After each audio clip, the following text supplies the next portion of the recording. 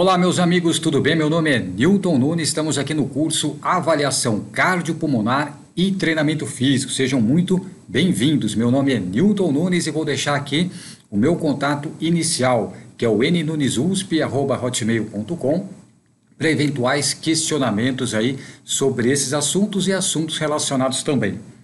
Gostaria também inicialmente de deixar uma forma de contato, o meu site, que é o www.areadetreino.com.br. Lá você vai encontrar informações, artigos, notícias sobre avaliação física e prescrição do treinamento físico, inclusive sobre avaliação cardiopulmonar, limiares ventilatórios, fibras musculares, toda a parte metabólica relacionada à avaliação e prescrição do treinamento físico. Gostaria também inicialmente de deixar aqui meu contato no YouTube, que é o canal Área de Treino. Você já conhece lá o meu canal, o canal Área de Treino? Já tem mais de 200 vídeos aí relacionados à parte metabólica, sistema cardiovascular, respiratório, metabólico e muito mais. Aproveitem lá, são vídeos de 5, 6 minutos em média aproximadamente, relacionados à avaliação cardiopulmonar e treinamento físico. E também deixar como referência aqui para o nosso curso, o meu livro, que também chama Avaliação Cardiopulmonar e Treinamento Físico, da editora Ateneu. Então está aqui o meu livro, Avaliação Cardiopulmonar e Treinamento Físico. Acesse o site da Ateneu, www.ateneu.com.br. Você quer estudar um pouco mais, material escrito sobre esses assuntos e outros relacionados? Acesse o site da Ateneu para adquirir o meu livro Avaliação Cardiopulmonar e Treinamento Físico. Mais uma vez, sejam muito bem-vindos aqui ao nosso curso, que vai tratar de limiares ventilatórios e muitos assuntos importantes, interessantes aí, relacionados à avaliação física e prescrição do treinamento físico. Novamente aqui o meu canal no YouTube, que é o canal Área de Treino. E também gostaria de convidá-los para conhecerem, visitarem lá o meu Instagram, que é o @NunesNewton. Você vai encontrar lá muitas imagens, muitas fotos aí relacionadas à atividade física, ao treinamento físico e à saúde também. Imagens relacionadas a tudo que vamos estudar hoje aqui no nosso curso. E novamente aqui uma imagem, né, do meu site, que é o areadetreino.com.br.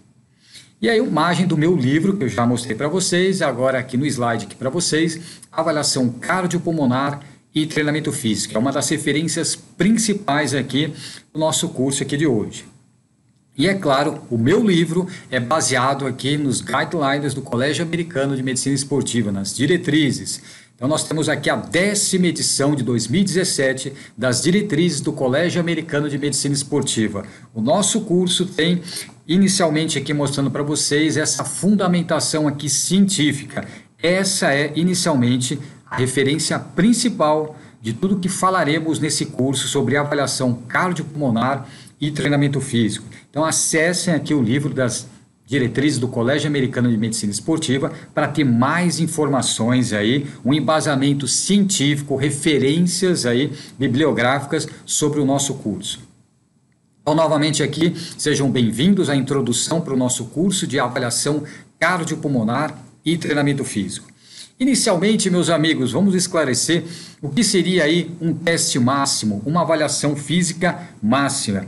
E é claro, salientar para vocês, mostrar para vocês, vocês já estão visualizando aqui na imagem, um autor, um pesquisador, o professor Dr. Skinner. Então, basicamente, a referência também principal do nosso curso, eu recomendo que vocês acessem, que tenham esse artigo do professor Skinner, que foi publicado em 1980, baseado nos estudos dos anos 60 e 70. Ele publicou um artigo clássico, Dr. Skinner, sobre limiares ventilatórios, tamponamento, acidose, lactato, ácido lático, que falaremos aqui no curso. Então, essa também é uma referência importante e principal aqui do nosso curso. O artigo clássico de 1980 do professor Skinner. Recomendo que vocês acessem esse artigo. E é claro, né, o artigo em inglês, um artigo internacional, e é claro que o meu livro, Avaliação Cardiopulmonar e Treinamento Físico, da editora Ateneu, é baseado nesse artigo clássico. Você que pretende estudar, se aprofundar na área de fisiologia do exercício, é importante ter acesso a esse artigo, ou então o meu livro que tem citado esse artigo. O meu livro é baseado basicamente nas diretrizes do Colégio Americano de Medicina Esportiva e no artigo do professor Skinner. Então, inicialmente, vamos definir o que é uma avaliação física máxima. Então, só para vocês situarem, o nosso curso de cardiopulmonar vai ser dividido em avaliação, protocolos e depois determinação dos limiares e prescrição do treinamento. Reparem que é um curso com muito conteúdo, vai agregar muito valor ao profissional da área da saúde que pretende estudar fisiologia do exercício, o teste cardiopulmonar. Então, inicialmente, o que seria um teste máximo, uma avaliação física máxima? Qualquer avaliação física, desde o cardiopata até a pessoa altamente condicionada, no caso um atleta, independente da condição física da pessoa, o diagnóstico, claro que é muito importante, mas quando o paciente é liberado para uma avaliação física, toda avaliação física, desde o sedentário até a pessoa condicionada, tem que levar o paciente ao máximo em 4 variáveis. 4 variáveis que eu vou comentar agora. Toda avaliação física é importante você adequar um bom protocolo, ajustar a velocidade e inclinação da esteira, o aumento de carga na bicicleta, mas todo paciente deve ser levado ao máximo desde que a pressão não impeça a continuidade do exame, desde que o eletro também não impeça a continuidade do exame, ou seja, alguns critérios clássicos para você interromper o teste. Se esses critérios não acontecerem, quais são as variáveis aí que vão definir como teste máximo? O teste tem que ser máximo, primeiro, do aspecto muscular. É a primeira variável. O seu paciente, o seu cliente, ele vai até o máximo do sistema muscular. Ele não consegue mais andar na esteira, não consegue correr, não consegue mais manter a velocidade na bicicleta. Aí sim você pode dizer que realmente aquele paciente chegou ao máximo no aspecto muscular. A segunda variável de uma avaliação é o aspecto cardiovascular. Então você espera que realmente a frequência cardíaca do seu paciente chegue até o valor máximo. O que seria a frequência cardíaca máxima? Por definição na fisiologia, e você pode encontrar no livro do Colégio Americano de Medicina Esportiva, no próprio livro de Fisiologia do Exercício do William McArdle, essa definição. Frequência cardíaca máxima significa o aumento de intensidade do esforço lá na esteira, por exemplo, e a sua frequência cardíaca não aumentou mais significativamente, ou seja, a sua frequência atingiu um platô. Isso é considerado frequência máxima. Caso contrário, é frequência de pico. Não atingiu o platô, é frequência de pico. Atingiu o platô, é frequência cardíaca máxima. Mais 1 minuto, mais intenso, e a frequência praticamente não se alterou, isso é chamado de frequência cardíaca máxima. Terceira variável de uma avaliação, máximo no aspecto respiratório. Então, toda avaliação tem que ir até o seu máximo no sistema respiratório, ou seja, o consumo de oxigênio não aumentou mais. O VO2 também atinge um platô. Mais 1 minuto, mais intenso e praticamente o consumo de oxigênio não aumentou, isso é chamado de VO2 máximo. Caso contrário, é chamado de VO2 de pico. E a quarta variável de uma avaliação física máxima deve ser considerado o aspecto metabólico, ou seja, o teste cardiopulmonar apresenta uma variável que chama quociente respiratório, QR, que falaremos aqui no curso. O QR, o quociente respiratório, é uma relação da produção de CO2 pelo consumo de oxigênio e vai dar um valor que não tem unidade. Por quê? Porque CO2 é litros por minuto. Oxigênio, litros por minuto, você corta a unidade do numerador com o denominador, vai dar um valor que não tem unidade. E por esse valor você consegue saber o nível de acidose do seu paciente e também o substrato predominante que ele está utilizando. Então, novamente, o teste máximo tem que ser máximo em 4 variáveis, como falamos agora. O máximo muscular, cardiovascular, respiratório e metabólico. Por isso, você precisa ter um espírito de motivação, paciência na sala de avaliação, motivar o seu paciente, criar um ambiente propício, sem pressa, com paciência, escolher um protocolo adequado para fazer uma avaliação decente, eficiente e correta do seu paciente. Para o médico, sim, poder fazer um bom diagnóstico daquela avaliação.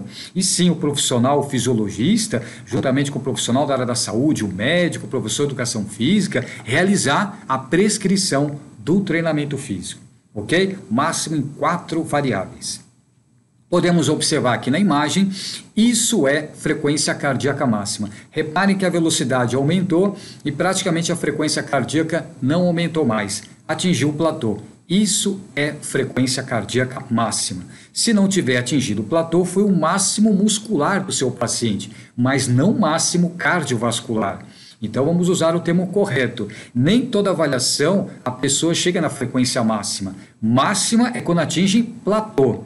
Aumento de carga, mais 1 minuto mais intenso e a frequência não aumentou mais. Se isso não acontecer, se esse fenômeno não acontecer, não é frequência máxima, é frequência de pico. Ou seja, aquele coração até poderia subir um pouco mais os batimentos, mas não subiu porque alguma outra variável limitou, ou a patologia, ou o sistema muscular, enfim, aí seria sem platô, frequência de pico. Da mesma maneira, o mecanismo acontece com o sistema respiratório. Nós temos aqui o VO2 máximo ou VO2 de pico. Repare que quando você avalia o sistema respiratório até o máximo, a ideia é você atingir esse platô de consumo de oxigênio. Mais 1 minuto mais intenso e o VO2 não aumentou. Se esse fenômeno não acontecer, você chama esse fenômeno de VO2 de pico. Repare na imagem, no gráfico superior, que aumentamos a intensidade e o consumo de oxigênio desse paciente não aumentou mais. Isso é chamado VO2 máximo porque atingiu platô. Se não atingir platô, é chamado VO2 de pico, ou seja, o sistema pulmonar daquele paciente poderia ter atingido um valor maior, mas não atingiu porque pelo diagnóstico, pela patologia, pelo sedentarismo, musculatura de membros inferiores atrofiada, que fez com que o sistema respiratório não fosse avaliado até o máximo, e sim até o pico. Não deixa de ser considerado um teste máximo, apenas do aspecto muscular.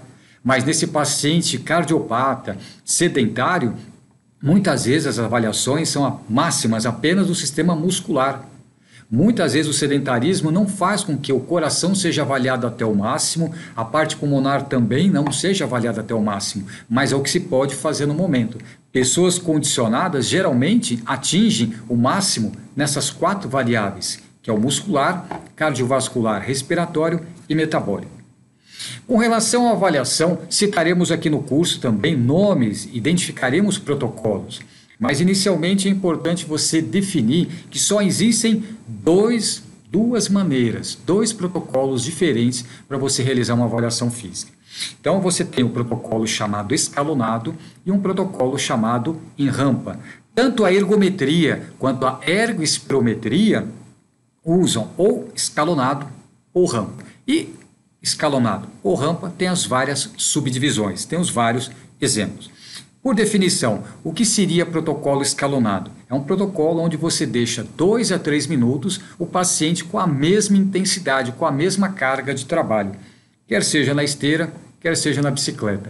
Por isso, como você deixa com a mesma carga 2, 3 minutos, formam-se esses escalonamentos. Quando você utiliza um protocolo em rampa, por definição, é um protocolo onde você aumenta a carga minuto a minuto. Por isso a frequência cardíaca, no caso na imagem o VO2, não consegue estabilizar. Ele sempre está em ascensão. Protocolo em rampa, onde você aumenta a carga, então, minuto a minuto, até o seu paciente chegar no VO2 de pico ou no VO2 máximo com platô. Tudo bem? Essa é a mensagem importante dessa imagem e também o que é importante comentar é que sempre, para qualquer paciente, protocolos em rampa, sempre a carga máxima é maior no protocolo em rampa comparado com o protocolo escalonado. Essa é uma característica típica, uma vantagem típica do protocolo em rampa. As cargas vão aumentando rapidamente e certamente a carga máxima no protocolo em rampa do seu paciente sempre será maior do que um protocolo escalonado, onde você deixa cargas intermediárias 2 a 3 minutos. vai cansando, vai fadigando as pernas do seu paciente e a carga máxima do seu paciente em protocolo escalonado é sempre menor comparado ao protocolo em rampa. Então é muito importante realizar uma boa entrevista, uma boa anamnese com o seu paciente para definir, para determinar qual um protocolo adequado para você fazer, para você realizar uma avaliação física máxima. E é importante também comentar, antes de mostrar para os amigos aqui, alguns protocolos, alguns exemplos de protocolos, né? O que é importante mostrar, baseado no Colégio Americano de Medicina Esportiva, pela nossa literatura, que existe uma duração mínima e máxima de qualquer avaliação, tanto ergométrica quanto da ergoespirometria. As pessoas, fisiologicamente falando, levam de 8 a 17 minutos para chegar no seu melhor desempenho na esteira ou na bicicleta. Preferencialmente 8 a 12 minutos. O que a literatura mostra desde os anos 70? Qualquer avaliação física máxima, desde o cardiopata ao atleta, e o seu paciente pediu para interromper a avaliação com menos de 8 minutos, o protocolo foi inadequado muitas vezes, foi um protocolo intenso, e certamente a frequência máxima do seu paciente é menor e ficou prejudicada. Protocolo curto, o VO2 máximo ou de pico do seu paciente fica menor, inadequado também, protocolos inadequados. Então procure realizar uma boa anamnese, uma boa escolha do protocolo para realmente ser um bom teste para diagnóstico do seu paciente e a prescrição de treinamento que ele vai realizar no futuro. Então 8 a 17 minutos, preferencialmente 8 a 12, a meta 10 minutos. Se você subestimou seu paciente, escolheu um protocolo muito fraco para ele, você subestimou. Fica um protocolo prolongado. Se passar de 17 minutos, convém repetir, da mesma maneira que um protocolo abaixo de 8 minutos. Protocolos intensos e muito fracos também acabam prejudicando a avaliação, o diagnóstico e a prescrição do treinamento. Vocês podem observar nessa imagem que a duração ideal é de 8 a 17 minutos até chegar no VO2 de pico, preferencialmente no VO2 máximo. E que protocolos abaixo de 8 minutos, o VO2 é de pico e bem menor, a frequência é de pico e bem menor. E protocolos onde você subestimou seu paciente, que ele ficou mais que 17 minutos na esteira, realizando o teste, realizando o esforço, também o VO2 de pico é menor, a frequência de pico também será menor. Então, a importância de realizar uma boa anamnese antes de começar uma boa avaliação física. Tudo bem? Outra questão importante também é comparar o ciclo ergômetro esteira versus bicicleta. Então, por exemplo, vamos comparar esteira versus bicicleta. O ergômetro é de fundamental importância. Na esteira, os valores em média são 10% maiores que na bicicleta. Então, repare, você deve recomendar que o seu paciente sempre realize o teste na esteira comparado com a bicicleta. Exceto se for um ciclista, exceto se for um cliente, um paciente com alguma limitação ortopédica que convém realizar na bicicleta, no ciclo ergômetro. Caso contrário, a recomendação é que você realize sempre as avaliações na esteira. Por quê? Caminhar pode ser um movimento já natural do ser humano. Pedalar pode ser que ele nunca tenha pedalado, envolve coordenação motora, entre outras capacidades e habilidades motoras. Além disso, como nós falamos, na bicicleta, no ciclo ergômetro, os valores em média são 10% menores do que na esteira. Então, faça sempre o teste na esteira comparado com a bicicleta, se possível, é uma forte recomendação. E isso vai envolver também a prescrição que falaremos aqui no curso, um teste, uma avaliação realizada na esteira, como prescrever para a bicicleta, uma avaliação realizada na bicicleta, como prescrever para a esteira. E existem essas nuances, essas diferenças na prescrição do treinamento físico. Agora vamos citar alguns protocolos, por exemplo, protocolo de Naughton modificado. Vamos citar aqui no curso, desde o cardiopata até a pessoa condicionada. Você tem aqui o protocolo de Naughton modificado. Protocolos que foram criados no final dos anos 50 por médicos, fisiologistas norte-americanos que foram criando protocolos, colocando o próprio nome, e esse primeiro são para pacientes aí bem limitados. É o único escalonado que eu mostrarei aqui inicialmente, né, que mostraremos aqui o protocolo de Balke modificado. No caso, mostraremos na sequência, mas vamos começar abaixo do Balk, que é o Naughton. O Naughton começa com 2 milhas por hora e no plano, e a cada 3 minutos você aumenta 3,5% a inclinação da esteira. E esse protocolo é indicado para pacientes bem limitados. Então, se você tem um paciente bem limitado, sedentário, atrofiado, essa é uma recomendação. Inicialmente, o único protocolo aí escalonado para estar recomendando. Agora, um protocolo finalmente de Balk. O protocolo de Balk existe algumas modificações. Por exemplo, esse de 3 milhas por hora, começando com 1,7 sem inclinação, 2,4 sem inclinação, 3 milhas sem inclinação. Vamos manter 3 milhas até o final e aumentaremos 2% a inclinação da esteira até o seu paciente chegar na exaustão, no máximo naquelas 4 variáveis que já citamos. Tudo bem? Se o seu paciente realmente interromper um teste, pedir para parar o teste entre 8 a 12 minutos, até 17, mas preferencialmente 8 a 12, parabéns, você acertou no protocolo. Esse protocolo Balk 3 é indicado para pacientes ainda limitados, mas não tão limitados quanto o protocolo de Naughton. Protocolo Balk 4, também, Dr. Balk criou esse protocolo para pessoas sedentárias. É só você multiplicar por 1,6 que você converte para quilômetros por hora. Então, Balk 4, 4 milhas por hora, pessoas sedentárias, 6,4 km por hora.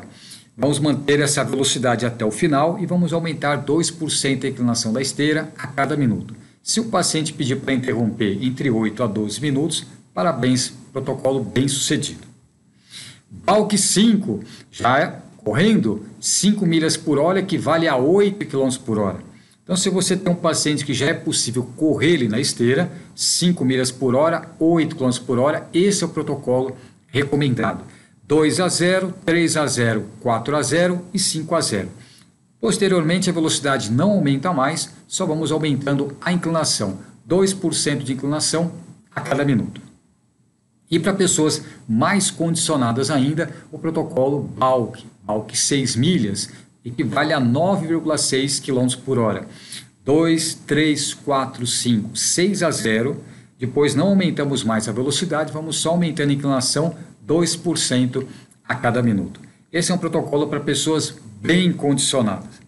E você tem também protocolos escalonados, o Bruce e o Elested. Protocolos muitas vezes já começam com 10% de inclinação. Então são algumas sugestões aí, alguns protocolos, desde o Naughton até o Balk 5, o Balk 6 e alguns protocolos, como nós falamos, escalonados, de Bruce e Elested. Lembrando que é sempre importante adequar o protocolo para o seu paciente.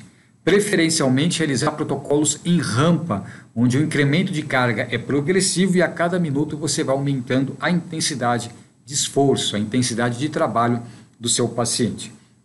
E você também tem protocolos na bicicleta, o ciclo ergômetro, onde você vai aumentando em 5 watts por minuto, 10, 15, 20, até 50 watts por minuto.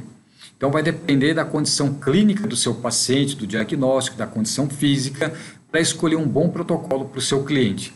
Realmente, se ele pedir para parar, ou se ele não conseguir manter a velocidade na bicicleta, que equivale entre 25 a 30 km por hora, a hora que ele não consegue mais manter aquela velocidade, aquela foi a carga máxima, aquela é o final do teste. Então, procure escolher bem um protocolo adequado para que seu paciente fique entre 8 a 12 minutos, inclusive, na bicicleta.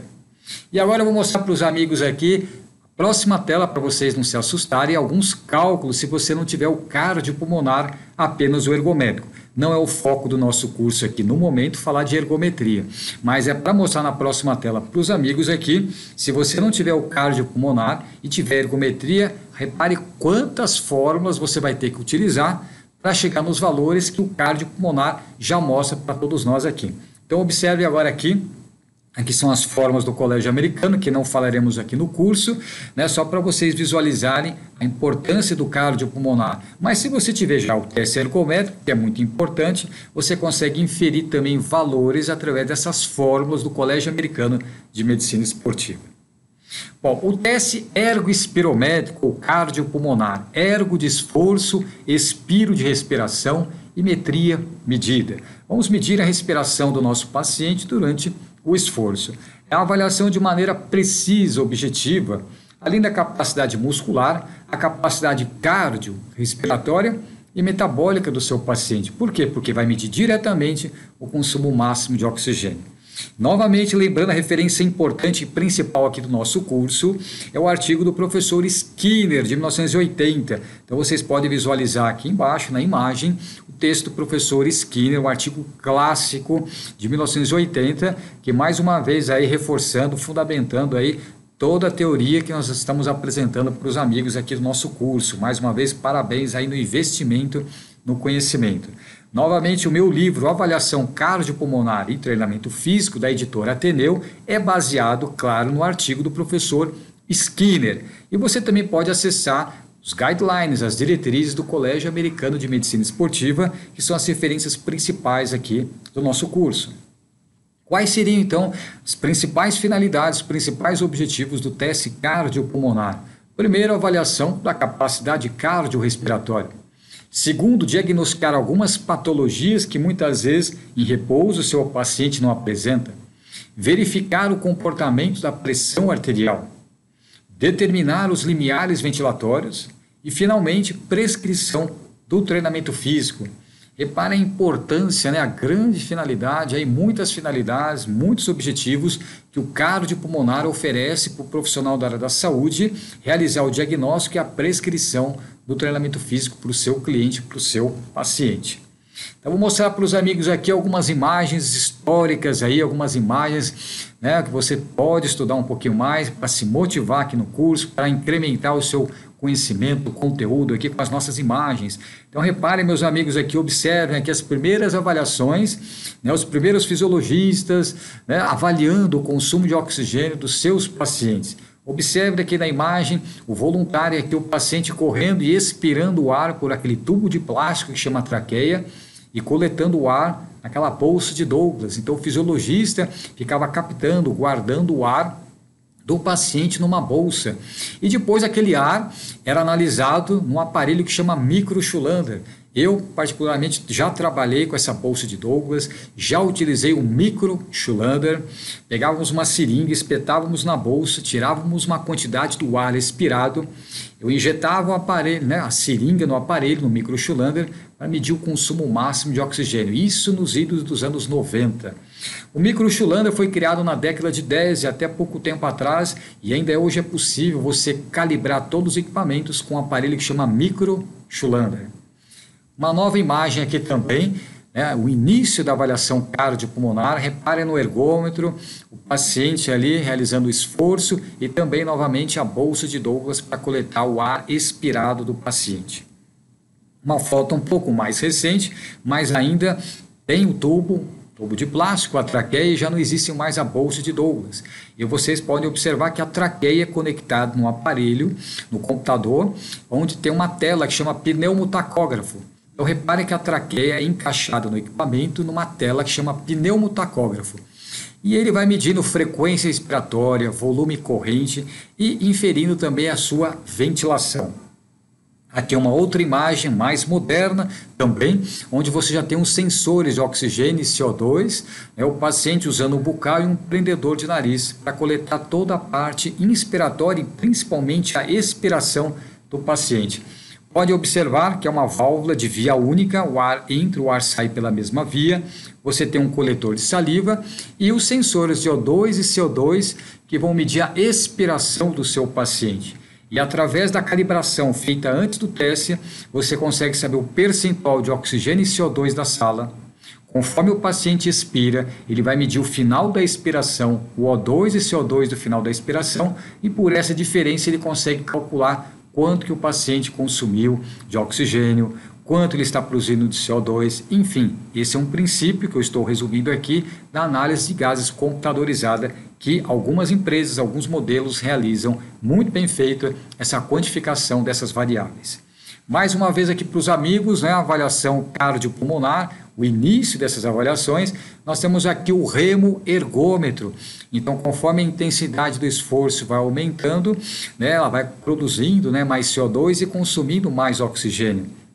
Nós temos também aqui, novamente, a bolsa de Douglas, o ciclo ergômetro da época e uma foto aqui do outro lado da imagem, né, de um corredor, né, para mostrar, para comparar fotos um pouco mais modernas e o início do teste cardiopulmonar.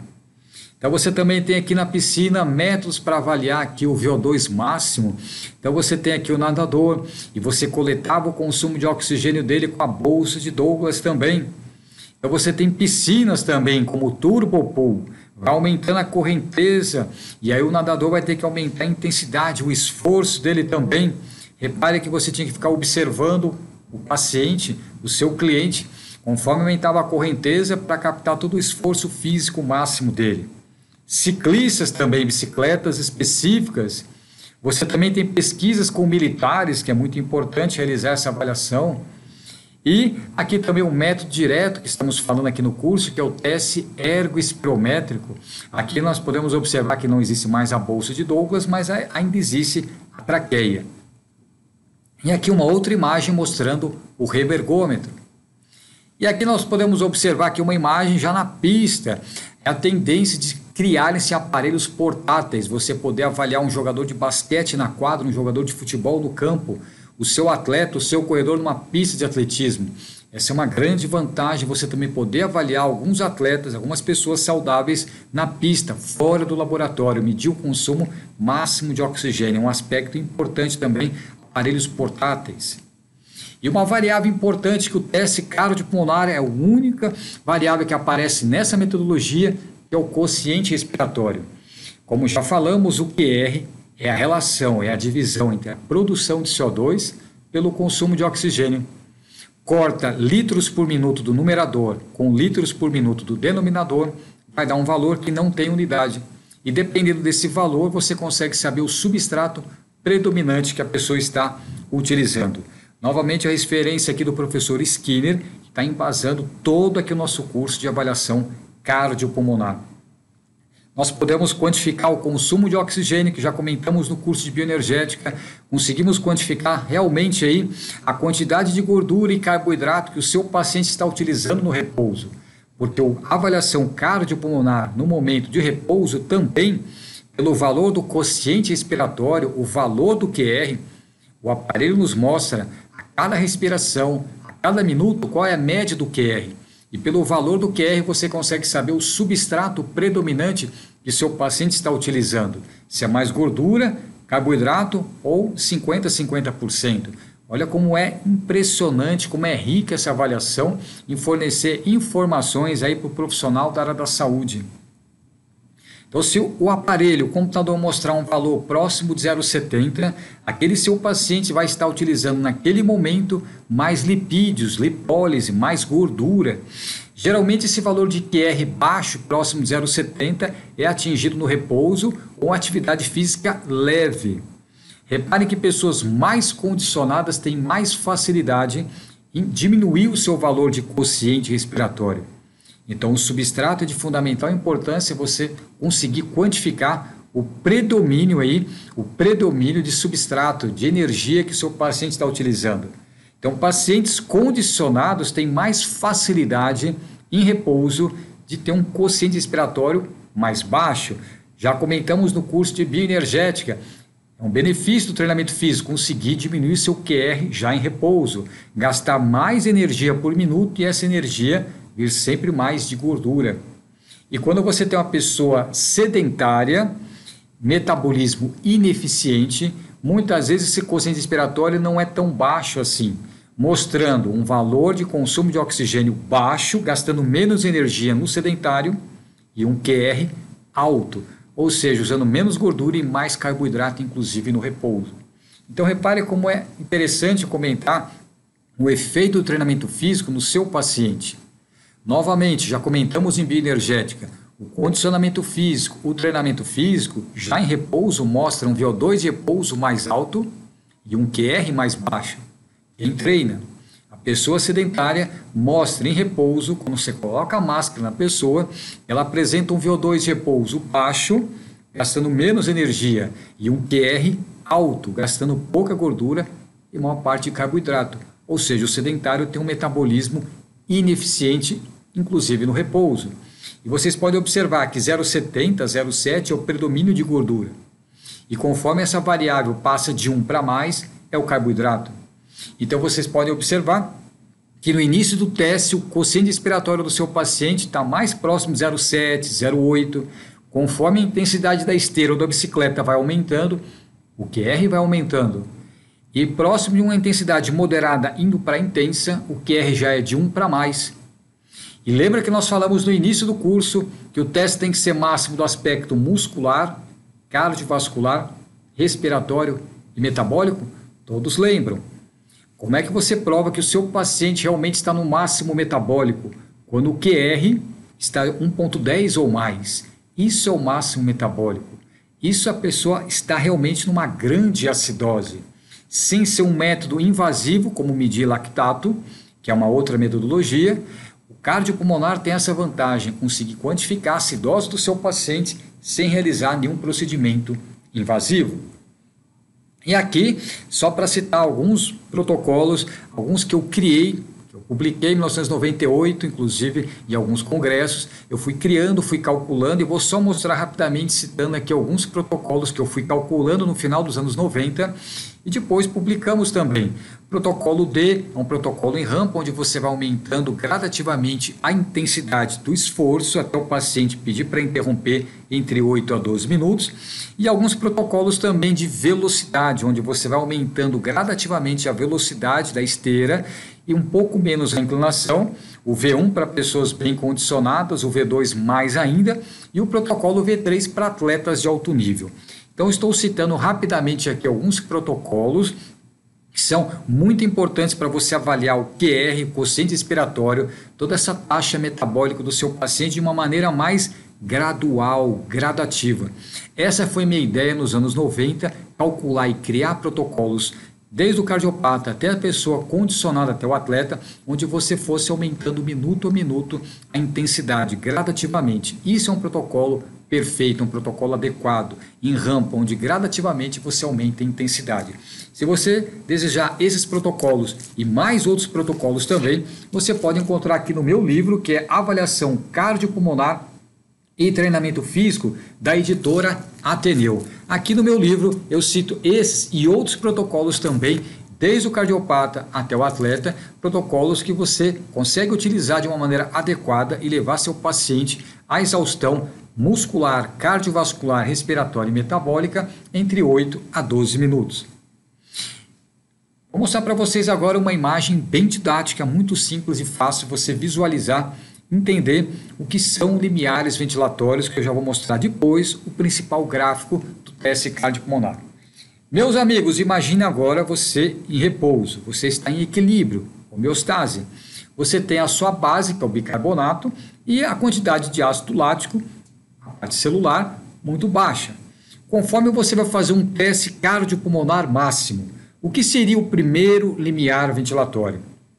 É o momento onde o ácido lático vai começar a aumentar e você vai ter que usar mais o bicarbonato de sódio no sangue para tamponar essa acidose, que sai como ácido lático da célula e chega como lactato, parte sanguínea. Então, o primeiro limiar ventilatório, ou LA, limiar aeróbio, ou como o Colégio Americano de Medicina Esportiva chama limiar anaeróbio, enfim, vamos chamar aqui no curso de LV1, primeiro limiar ventilatório. É o momento de o início de um maior tamponamento, onde aquele esforço na esteira começou a ficar de leve para moderado, o paciente começa a produzir um pouco mais de ácido lático na célula muscular, já mostraremos, vai para o sangue, é tamponado com bicarbonato e forma lactato de sódio, que é possível medir com lactímetro. Mas aqui não falaremos sobre lactato, estamos falando sobre o cardiopulmonar, mas tem total relação do lactato com o cardiopulmonar. Então, o início de um maior tamponamento é o primeiro limiar ventilatório, o limiar aeróbio ou limiar anaeróbio, chamaremos de LV1. A intensidade de esforço foi aumentando, a acidose também, e o bicarbonato você utilizava cada vez mais para tamponar. O momento onde a quantidade de bicarbonato é insuficiente para tamponar tanta acidose que seu organismo está produzindo, você vai chamar de segundo limiar ventilatório, ou PCR, ponto de compensação respiratória, ou PDR, ponto de descompensação respiratória. Isso você vai encontrar no artigo clássico do professor Skinner de 1980. E aqui no curso falaremos LV1 e LV2. Vamos visualizar aqui essa imagem que já comentamos em bioenergética para ficar mais simples e fácil poder entender o que são limiares ventilatórios. Imagina uma pessoa em repouso lá na esteira. Todos esses 3 macronutrientes que nós já comentamos em bioenergética estão funcionando em harmonia. Você ligou a esteira, seu paciente começou a caminhar e depois começou a correr, uma pessoa condicionada, por exemplo, nessa história. O que seria o aumento de intensidade? É você solicitar mais carboidrato para a sua célula muscular. Você solicita carboidrato, ele vai até piruvato, acetil-CoA, Krebs e ATPs. Tudo bem? O que seria o primeiro limiar? A intensidade vai começar a incomodar o seu organismo. A intensidade já não é tão leve assim. Você está chamando cada vez mais carboidrato, porque a velocidade da esteira está aumentando. Só que repare, o ciclo de Krebs ele está girando, mas ele não acelera durante o teste. O que acelera foi a esteira. Você chama muito carboidrato e o ciclo de Krebs não acelera. O que acontece? Começa a acumular piruvato. O acúmulo de piruvato vai começar a formar ácido lático. Esse ácido lático vai ser transformado, como vocês podem observar, em lactato na parte sanguínea, porque vai se combinar com bicarbonato de sódio. Quando você começa a ter esse acúmulo de ácido lático se convertendo para lactato, tendo que sair da célula e para a parte sanguínea, esse é o fenômeno do primeiro limiar ventilatório. Você chama muito carboidrato, o ciclo de Krebs não acelera, ele mantém a velocidade constante. O piruvato acumula, forma ácido lático, que vai virar lactato no sangue, quando se combinar com bicarbonato de sódio. Tudo bem? Então, o primeiro limiar ventilatório é o início desse acúmulo de ácido lático, virando lactato, conforme o tamponamento com bicarbonato começa a acelerar. A intensidade da esteira vai aumentando, e isso vai acontecendo. O que seria o segundo limiar ventilatório? É o momento onde você tiver tanto ácido lático se combinando com bicarbonato, formando lactato, só que o que você é capaz de tamponar já é insuficiente. O seu paciente atinge o segundo limiar ventilatório quando esse tamponamento se torna ineficiente. E aí ele já está muito próximo da exaustão. Então, novamente, o início do acúmulo de piruvato formando ácido lático, saindo da célula para virar lactato, após ser tamponado com bicarbonato de sódio, dispara a sua ventilação pela primeira vez. Porque conforme, já vou mostrar a equação química para vocês, conforme o ácido lático se combina com o bicarbonato de sódio, forma lactato de sódio e ácido carbônico. Esse ácido carbônico vai chegar até nos seus alvéolos e você vai expirar CO2 com vapor de água. Esse primeiro disparo, esse primeiro incremento da ventilação é o primeiro limiar ventilatório. E o segundo limiar ventilatório é quando tudo isso acontece intensamente. Só que a produção de ácido lático virando lactato é tão maior do que seu bicarbonato e aí começa a descompensar ainda mais o organismo. Você dispara a ventilação pela segunda e última vez e já está próximo da exaustão. Então essa é a definição dos 2 limiares ventilatórios. O início do acúmulo do piruvato formando ácido lático e lactato e o momento onde você não dá mais conta desse tamponamento, que é o segundo limiar ventilatório. Tranquilo? Mais uma vez, tudo isso que estou comentando aqui no curso você pode ter por escrito aqui no meu livro Avaliação Cardiopulmonar e Treinamento Físico. Então aqui eu gostaria de mostrar para os amigos aqui a principal equação aí, bioquímica da avaliação cardiopulmonar. Você pode ver aqui os íons H+, do ácido lático, no sangue tamponando, né, com bicarbonato de sódio, formando lactato de sódio e ácido carbônico. E aí sim, numa reação reversível pela anidrase carbônica, formando CO2 com vapor de água. Por isso a nossa expiração CO2 com vapor de água nada mais era fruto do tamponamento do ácido lático com bicarbonato de sódio. Agora você está expirando pouco, porque o nível de acidose é pequeno. Mas conforme essa equação acelera a primeira vez, é o primeiro limiar ventilatório. Essa equação acelera muito mais, é o segundo limiar ventilatório. Então essa equação aqui vai definir muito bem aí o que são os fenômenos dos limiares ventilatórios, para a gente poder entender os tamponamentos bioquímicos e ventilatórios. Isso é de fundamental importância. Os nossos pacientes, os nossos clientes passarão por esses 2 limiares ventilatórios durante o teste. Pacientes cardiopatas mais graves muitas vezes só atingem o primeiro limiar ventilatório. um pior prognóstico para esse paciente que veremos aqui no curso também. Então aqui foi para resumir a principal equação bioquímica aqui do teste cardiopulmonar. E para finalizar esse bloco, né, esse estudo da avaliação cardiopulmonar, esse bloco, esse nosso primeiro bloco de avaliação cardiopulmonar, eu vou mostrar para vocês agora, para finalizar aqui o nosso curso, e já fazendo a introdução para o segundo módulo, é o principal gráfico do teste cardiopulmonar, o teste ergo spirométrico. Então nós vamos encerrando esse primeiro bloco de avaliação cardiopulmonar e treinamento físico, mostrando essa imagem, que vai ser a imagem que finaliza esse módulo, e a imagem que vai iniciar o segundo módulo, que é o principal gráfico do teste cardiopulmonar, o teste ergo spirométrico. Mais uma vez, meu nome é Newton Nunes, você pode encontrar mais informações no YouTube Área de Treino, no meu e-mail que é o nnunesusp@hotmail.com, no meu Instagram, que é o @nunesnewton, né, e o meu contato também no site areadetreino.com.br. Meu nome é Newton Nunes, um grande abraço, bons estudos para vocês e até o segundo módulo do nosso curso de avaliação cardiopulmonar e treinamento físico.